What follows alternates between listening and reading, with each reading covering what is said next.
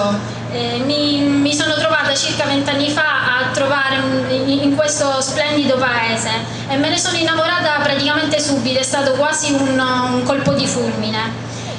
Lo stesso colpo di fulmine che in questi anni mi ha spinto a scegliere Villafranca come posto dove mettere le mie radici, il posto dove far crescere e far vivere mio figlio. Ed è proprio pensando a mio figlio e ai nostri figli che ho deciso di essere parte attiva, parte partecipativa alla politica, all'attività sociopolitica di questo territorio. I nostri ragazzi sono gli uomini e le donne del domani, il loro futuro è nelle nostre mani, ma il nostro futuro è nelle loro mani e sono quelle stesse mani dal quale dobbiamo tirare fuori il meglio di noi stessi. I nostri sbagli ricadranno su di loro se noi non saremo in grado di dare il giusto esempio a loro. Loro non avranno mai l'opportunità di fare bene. Noi serviamo come esempio ed è il nostro compito dare il meglio che riusciamo a fare affinché il loro futuro sia ricco di speranza.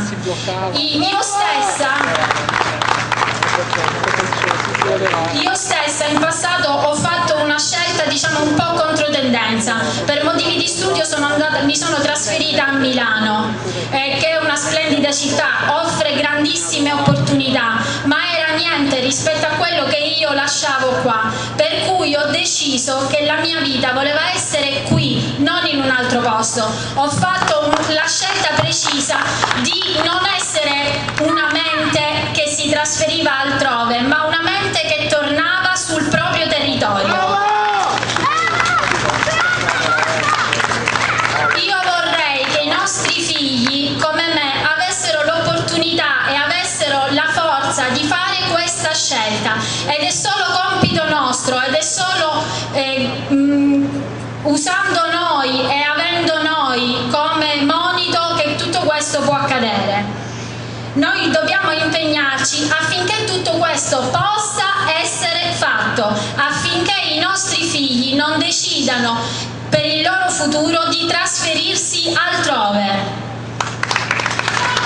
I giovani in questo momento vivono un momento di disaffezionamento alla politica e alle istituzioni, proprio perché questa oggi dà esempi totalmente sbagliati. Il nostro compito è dimostrare che la politica non è sporca, ma lo è soltanto nel momento in cui le mani che la trattano sono sporche. La politica può e deve essere un bellissimo mezzo affinché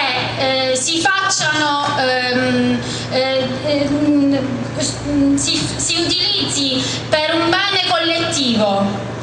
La politica deve essere quello strumento a cui tutti i giovani ragazzi, tutte le persone devono avvicinarsi, perché è attraverso la politica che si può fare il bene collettivo. Una costante collaborazione tra comune, ente e società, questo è fondamentale. Bisogna che ci sia collaborazione tra le scuole, tra le famiglie e tra il comune, che non deve essere più un palazzo chiuso, ma aperto a tutti, soprattutto ai giovani, perché sono i giovani che saranno e daranno a noi il futuro.